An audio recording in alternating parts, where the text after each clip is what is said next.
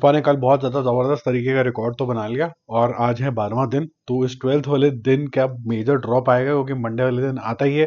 कितना बड़ा ड्रॉप है, और ये जो भी नंबर है क्या ये अभी भी बहुत ज्यादा सिग्निफिकेंट नंबर है और ये रुकने का नाम नहीं लेगी। जैसे इसने बोला है कि अपन झुकेगा नहीं, बिल्कुल ही नहीं, डबल वाला ही नहीं झुकेगा ये। वो अच्छी बात है। देखो, मैंने एक्सप्रेस किया था बड़ी ही जेंटलमैन तरीके से कि भाई मेरे साथ ये मूवी कनेक्ट नहीं करी, लेकिन मैं खुश हूँ कि इसकी कलेक्शन आ रही है, किसी का भी कोई भी नुकसान नहीं होना चाहिए। अब ये बात लोगों को हजम नहीं होती, लोग कहते हैं कि नहीं तुम्हें तारीफ ही करनी पड़ेगी।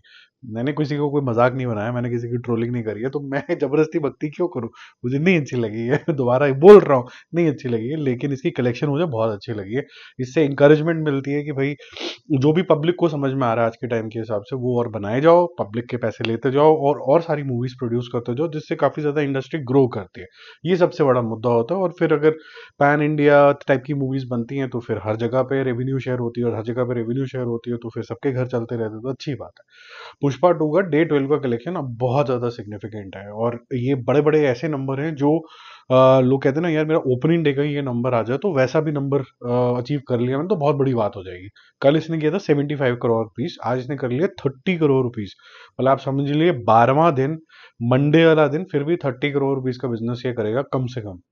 912 पे कल इसने क्लोज किया है। इसका टोटल हो जाएगा 942 करोड़ रुपीज। मोस्ट प्रॉब्ली जो जिस तरीके की कलेक्शन आजकल चल रही है उसमें ये 950 का मेरे ख्याल से कल पोस्टर निकाल देंगे।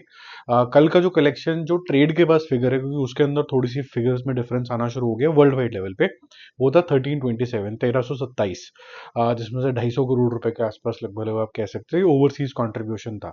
लेकिन मेकर्स ने निकाला 1409। तो अभी हम मेकर्स वाले का मानते हैं, मेकर्स ने क्या बताया है, इनमें टोटल मिला के करीबन करीबन 70-80 करोड़ रुपए का डिफरेंस है। बट इसको 2 मिनट के लिए साइड करते हैं, अभी सेलिब्रेट करते हैं जिस मूवी की सक्सेस को। तो 1409 करोड़ रुपीज जो है कल इन्होंने माना कि हम पोस्टर निकाल रहे हैं, तो 2 मिनट के लिए वो मान लेते हैं। और उसके हिसाब से अगर हम चले 1409 के हिसाब से, तो 1465 से 1470 करोड़ रुपीज पे ये एंड करेगी आज रात को। इसका मतलब ये हो गया कि आपका ये जो केजीएफ हो गया, जवान हो गया, आरआरआर हो गया, इनफैक्ट जो चाइना रिलीज के बाद भी 1350 करोड़ रुपए के आसपास आरआरआर के हो गए थे, वो भी क्लोज हो जाता है। इसके बाद दो ही मूवी बचती हैं, एक बाहुबली और एक दंगल। दंगल सबसे ज्यादा इंडिया की चलने वाली मूवी है। जिनको नहीं समझ में आ रही बात, तो उसका मैं कुछ कर नहीं सकता। 1970 रिपोर्ट हुआ है, और 2020 कुछ लोग रिपोर्ट कर रहे हैं। एक्चुअल फिगर इसकी 1970 है। बाद में और जगहों पे ये रिलीज हुई थी, तो वो 2020 करके ऐसे करके वो दिखा रहे हैं। वैसे 1970 कंफर्म नंबर है।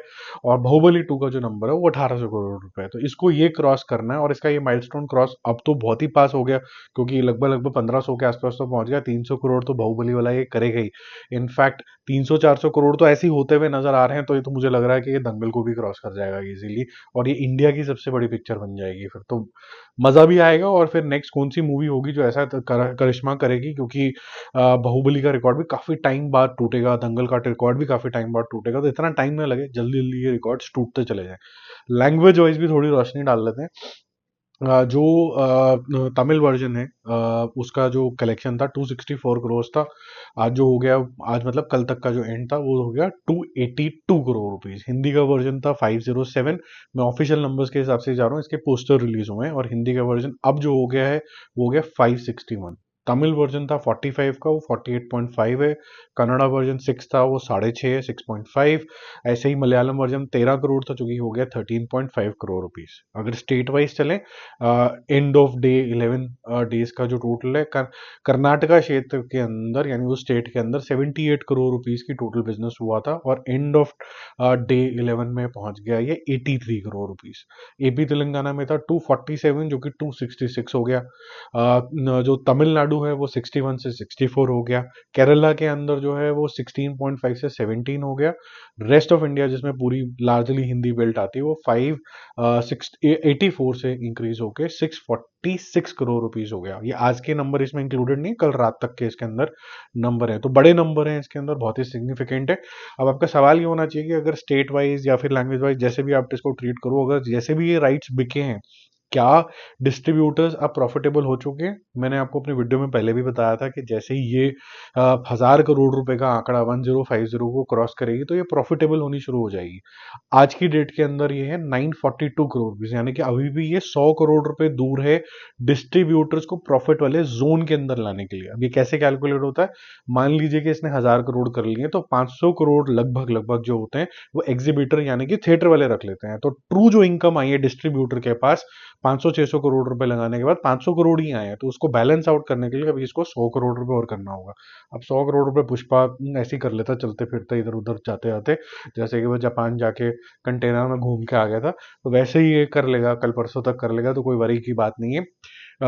बढ़िया प्रॉफिट होंगे, लेकिन इस मूवी को आप ब्लॉकबस्टर जोन में नहीं डाल सकते हो। सेंटिमेंट वाइज आप ब्लॉकबस्टर जरूर डाल सकते हो, क्योंकि इतने बड़े नंबर करना तो असंभव है। ये पिक्चर डिस्ट्रीब्यूटर के लिए महंगी आई थी, इस वजह से ये ब्लॉकबस्टर का मतलब हो गया कि आपको आज की रेट के अंदर इसको नेट 1500 करोड़ रुपए के आसपास क्रॉस करना पड़ेगा। 1500 से 16, 1500 से भी ज्यादा, एक्चुअली 1800 करोड़ रुपए के आसपास को क्रॉस करना पड़ेगा नेट में। आज ये उसके आधा है, 942 के आसपास है।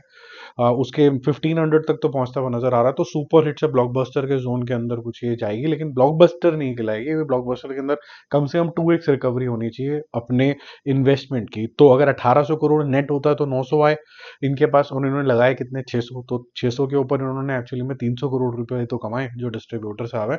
उस तरीके से सोचना चाहिए इसको। और जो ओटीटी शोटीटी से ये सब चीजें आती हैं वो मेकर्स लेके चले जाते हैं, वो डिस्ट्रीब्यूटर को नहीं मिलता है। Bye bye.